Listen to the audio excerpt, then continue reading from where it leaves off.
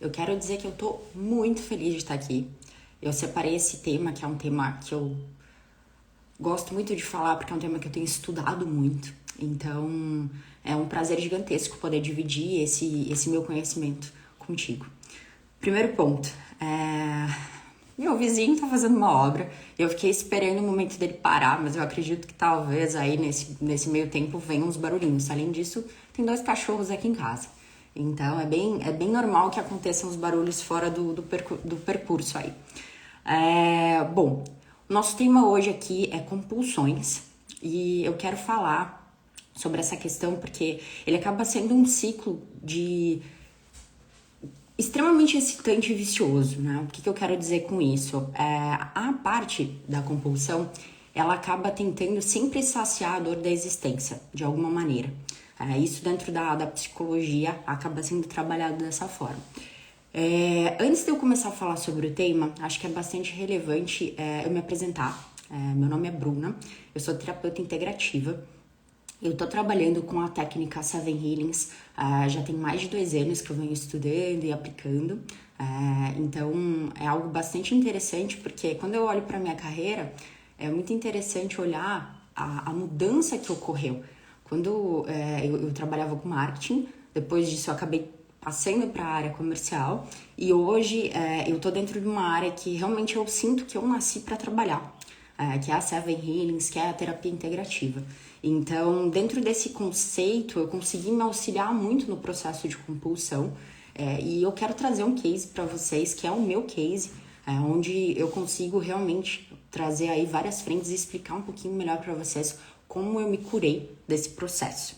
Tá? Então, eu acho que é relevante a gente levantar aqui primeiro como essa compulsão ela é gerada e logo depois eu vou entrar um pouco melhor em todos os tópicos que podem ocasionar a compulsão. Depois eu trago o meu case para vocês.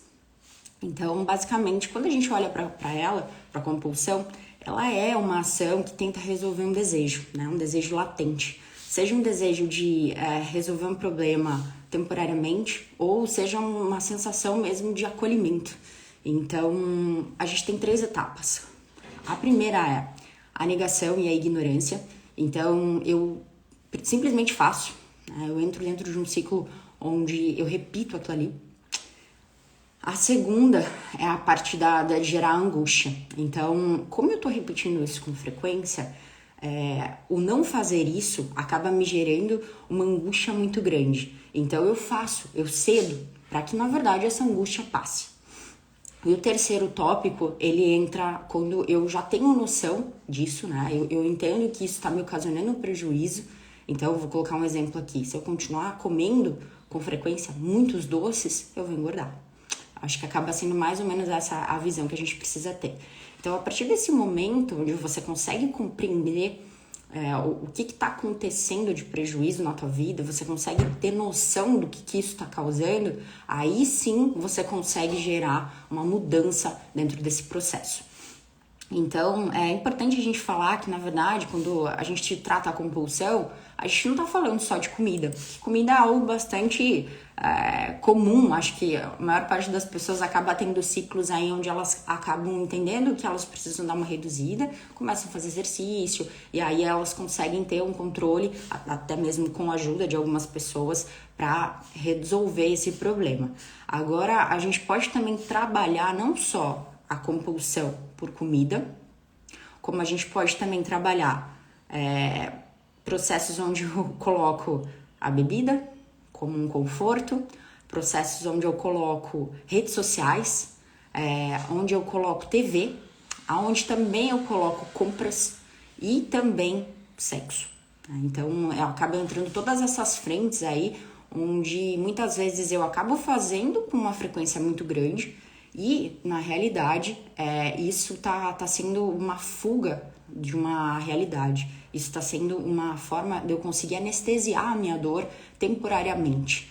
Então, o porquê que eu busco isso? Por que eu tô fazendo isso com tanta frequência? Eu acho que todos esses pontos precisam ser analisados para que a gente consiga ir através do processo de cura e tudo mais. Mas é importante a gente conseguir passar por essas etapas, como eu mencionei, para que a gente possa fazer o cálculo do que isso está ocasionando, para que a gente possa, de fato, fazer uma mudança. Então, eu acho que aqui é bem interessante também eu comentar com você a minha história. Eu já tive processos de compulsão durante a minha vida em várias etapas e vários estágios. E eu acho que uma delas que acaba sendo algo assim que eu tive um insight que eu falei, caramba, é isso. Foi o processo de troca de trabalho. Então, dentro da minha carreira, como eu mencionei há pouco, eu fiz muitas mudanças. E não só dentro de áreas, mas também dentro de empresas. Então, eu comecei a trabalhar muito cedo, com 14 anos. E toda vez que eu sentia a necessidade de fazer a troca, porque eu já não estava me sentindo mais... não estava mais sentindo que eu estava sendo uma pessoa apta para aquele trabalho, por razões minhas e por razões da empresa, eu sempre trocava. E nesse processo de troca, eu sempre engordava, porque eu ficava muito ansiosa, eu queria aprender as coisas rápido, eu queria, na verdade, resolver aquela questão. Só que a partir do momento que eu resolvia, eu também, no final das contas, me acalmava e entrava em outro ciclo. Então, quando eu falo dessa questão de comida, ela é algo que muitas vezes pode não ser muita coisa para outras pessoas que têm problemas muito graves. Mas eu engordava e emagrecia nesses processos em torno de 10 quilos. O que para mim, que tem 1,64 e 9, acaba sendo bastante. E isso ocasionou algumas questões que eu não gostava do meu corpo e tudo mais. Então eu sempre ia atrás dessa questão. Outro processo que também acabou sendo bem relevante, eu ir atrás de possibilidades para reduzir esse impacto. Então, a partir do momento que eu entendi isso, eu falei, bom, beleza, ok, eu fico ansiosa, isso é uma característica minha, e como eu faço para amenizar? Então, beleza, eu vou tentar reduzir a quantidade de comida, vou fazer exercício, enfim, vou atrás de possibilidades para conseguir reduzir essa questão, visto que eu fiz o cálculo e não estou feliz. Então, aí dentro desse processo de comida, é importante a gente relembrar também que comida é afeto. Então, a escassez do alimento, né, quando a gente pensa de alguma maneira mais arcaica de sobrevivência, é um medo de não sobreviver, acaba sendo algo onde lá no meu inconsciente, por alguma razão, por falta de afeto ou por falta de não dar conta, né, por uma questão interna minha de não conseguir ter clareza de que aquele trabalho que eu tô iniciando, eu vou dar conta, ou por qualquer outra razão, eu como com o intuito de fazer com que eu me sinta agraciada, que eu me sinta dentro de um processo, eu tenho afeto, né? Então é algo muito mais complexo do que a gente possa imaginar, não é só simplesmente comer um sorvete, um doce com recorrência, acaba sendo algo onde tá arraigado dentro do nosso ser, um processo bastante arcaico aí, que é muitas vezes ligado à sobrevivência.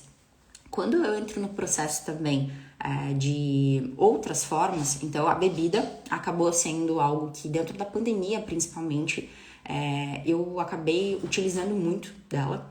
É uma forma de anestesiar minha dor, no sentido de não poder sair, não poder resolver algumas coisas. Então eu acredito que olhando alguns números a gente consegue perceber que não foi só a Bruna aqui, mas tiveram várias outras pessoas que consumiram muito mais álcool durante esse processo de pandemia. Então... e mais uma vez, consegui compreender isso.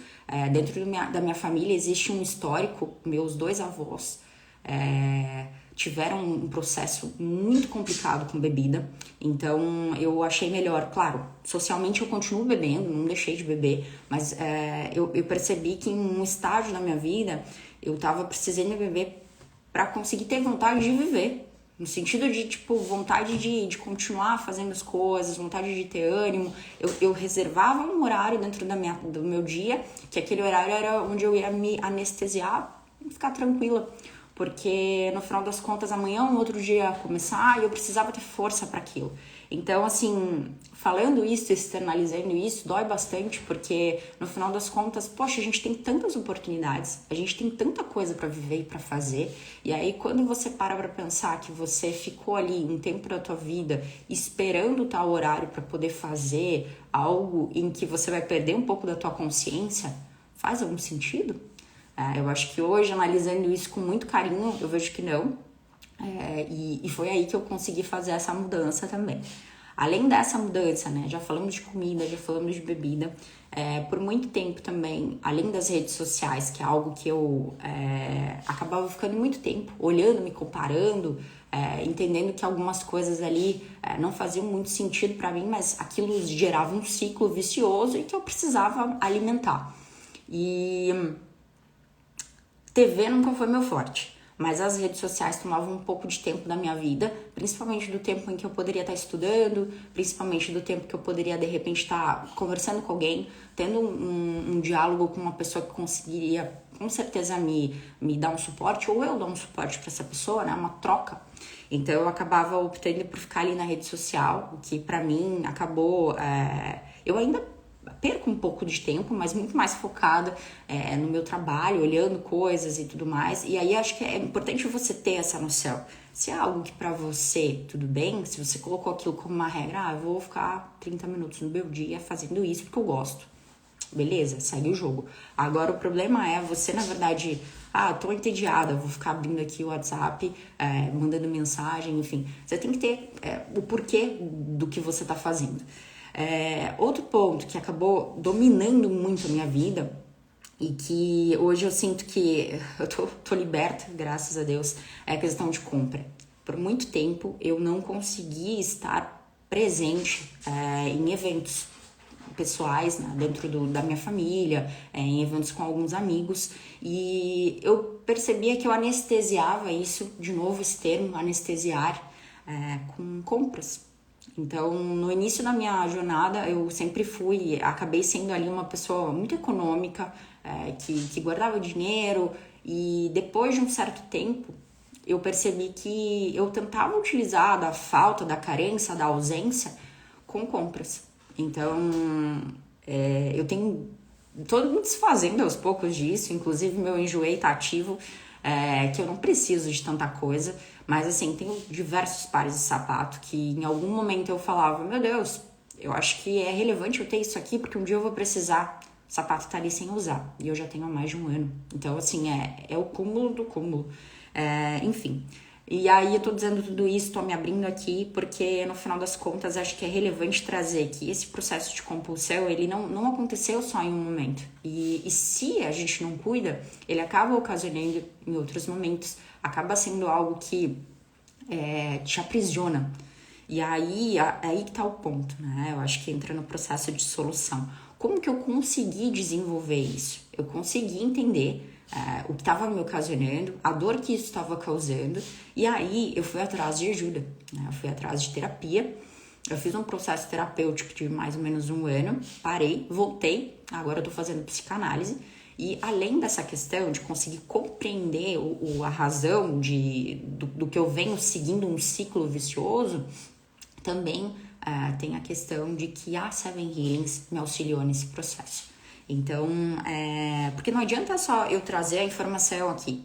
E aí, o que eu faço com ela? Beleza, já entendi que toda vez que eu troco de trabalho, eu acabo comendo um pouco mais porque eu tô ansiosa. Beleza, já entendi que em alguns momentos eu quero suprir a carência de não estar com quem eu amo, comprando algo, que pode ser pra mim ou pra essa pessoa, enfim.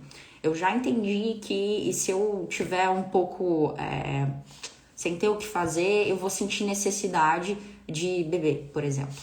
Então, beleza, como é que eu faço para não cair nisso de volta? E aí entra a cereja do bolo, que eu digo. Você tem que estar vigilante, claro, não existe um milagre, mas é importante você, entendendo o ciclo, como que a gente consegue quebrar ele. E aí, nesse ponto que a Seven Healings me auxiliou, porque eu consegui entender o que eu estava fazendo e aonde isso começou. E aí, com isso, eu quebro esse ciclo e eu consigo, na verdade, reescrever a minha história. Então, beleza, a Bruna acabou realmente passando por essas etapas, esses processos, ela vivenciou isso, provavelmente não foi fácil, mas beleza, o que é a Bruna a partir de agora? Então, é exatamente nesse processo que a Seven Healings auxilia e corrobora para que você consiga escrever uma nova história. Eu acho que é muito, muito relevante a gente comentar aqui que na verdade, questionar mesmo, né? Você também já sentiu isso? Você já teve também algum episódio com relação à compulsão, de repente alguma outra coisa, além das que eu mencionei, eu ficaria muito feliz que você me mandasse aqui por mensagem alguma pergunta, caso você tenha. E também me fala o que você achou dessa live. É uma live onde eu trouxe bastante da minha história e eu gostaria também de te pedir para você compartilhar esse conhecimento com alguma pessoa próxima a você, né? E eu acho que, assim, uma conclusão muito importante aqui, né? O nosso corpo, ele é o nosso templo. Então, é bastante relevante e importante a gente cuidar dele com bastante carinho, com bastante cuidado, seja na forma como for, né? Mente, corpo e alma. E não sofra sozinho. Se você tá sentindo que você tá precisando de ajuda, busca ajuda da maneira como você acha que pode ser. Eu fico totalmente à disposição para conversar contigo também. E obrigada pelo teu tempo. Eu acho que foi um desabafo bastante grande aqui da minha parte, muito para te trazer que existe forma de conseguir sair de um ciclo vicioso, né? Então, conta comigo.